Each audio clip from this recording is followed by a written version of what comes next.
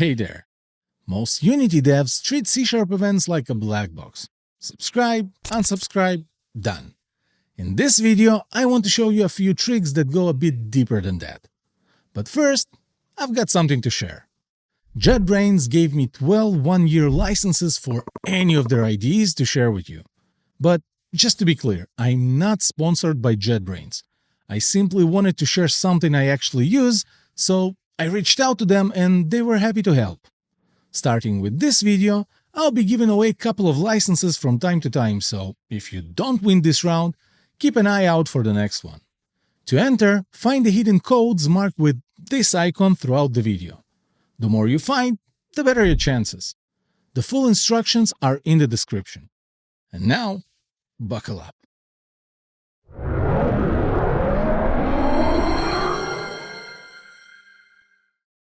Let's see what we're building.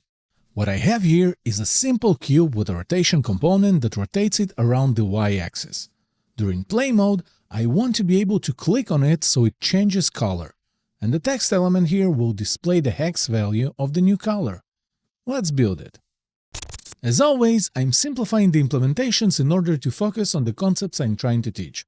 Here, in the color changer monobehavior, I'll need a renderer and a collider attached to the game object.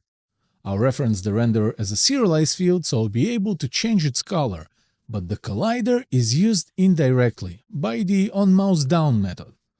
Here, I'll get a random color and assign it to the current material. The next step is to raise an event indicating that the color has changed.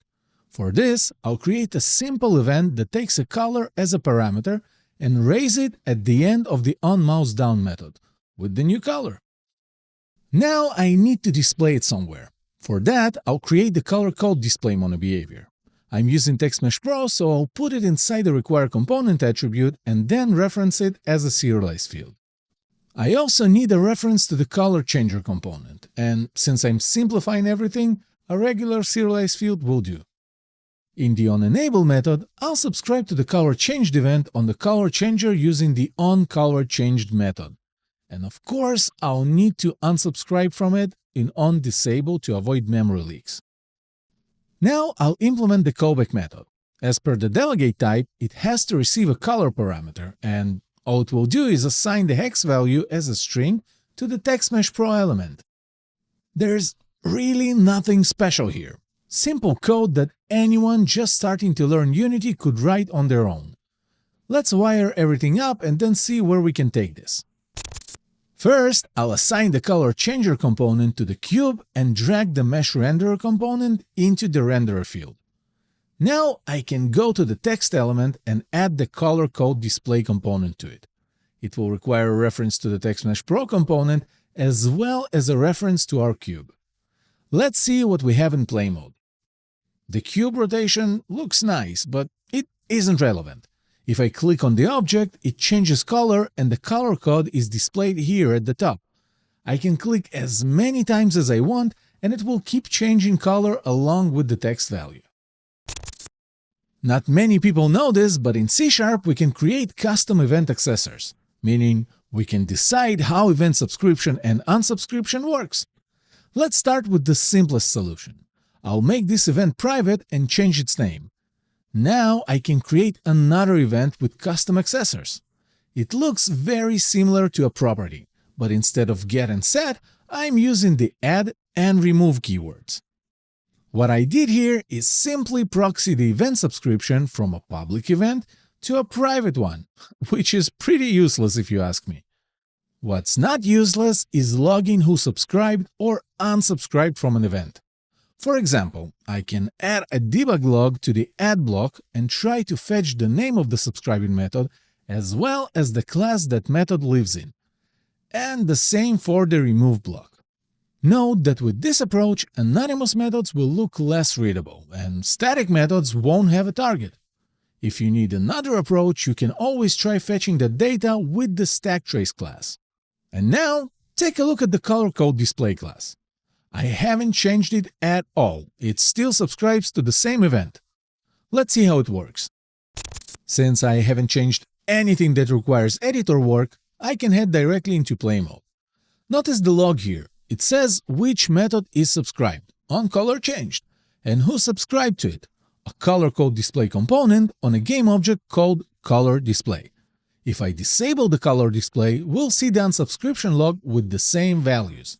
Enabling it again will once again print the subscription log. Pretty nice, huh? But this is not the only thing we can do with custom event accessors. Have you noticed that when I'm entering play mode, the color code is empty until I click the cube for the first time? Let's fix that.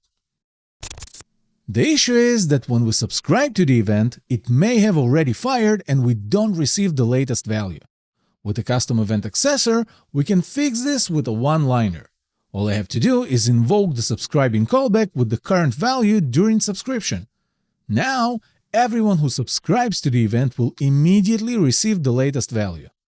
Let's go see it. All I have to do is enter play mode and wait for a moment. Then we can look at the color display here. The moment it subscribed to the event, its callback was triggered and it received the relevant value. But that's not all we can do with event accessors. So far, I've been using a backing field to support the event. But I don't have to. Nothing stops me from implementing my own way to handle subscription and unsubscription. Let's say I want to prevent double subscriptions. So if someone registers more than once, their callback is still only invoked once per event trigger. The easiest way to do this is to use a hash set to store the callbacks, since a hash set won't store duplicates.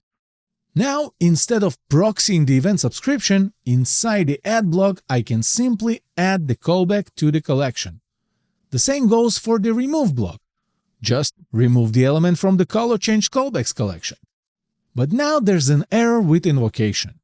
The backing event is gone and we can't invoke our custom event directly because it no longer has any meaning on its own. This means I need to create a custom invocation method. Thankfully, that's pretty straightforward. And I'll take the most naive approach and create a simple for each loop that iterates through all the callbacks and invokes them. Because you're now in control, you can do anything you want with your invocation logic. For example, you know how if you have a lot of subscribers and one of them throws an exception, the whole invocation chain is halted? Well, nothing stops us from wrapping each individual invocation in a try-catch block. This way, execution will continue regardless of any single failure, and we'll simply log the failure here.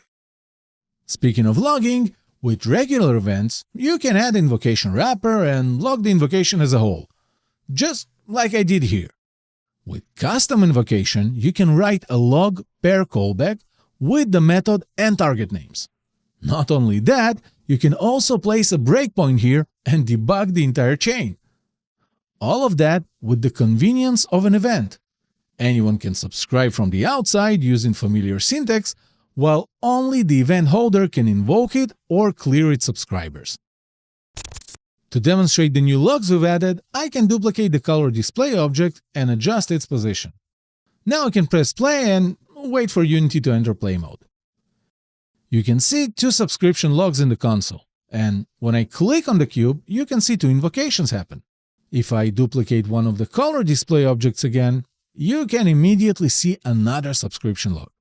And pressing the cube now shows 3 invocation logs. But now I want to simulate an error. I'll select the middle color display and remove the Text Mesh Pro reference from it. I'll also clear the console to better see the results. When I click on the cube, we can see the full chain of logs. All subscriptions were invoked, but one failed.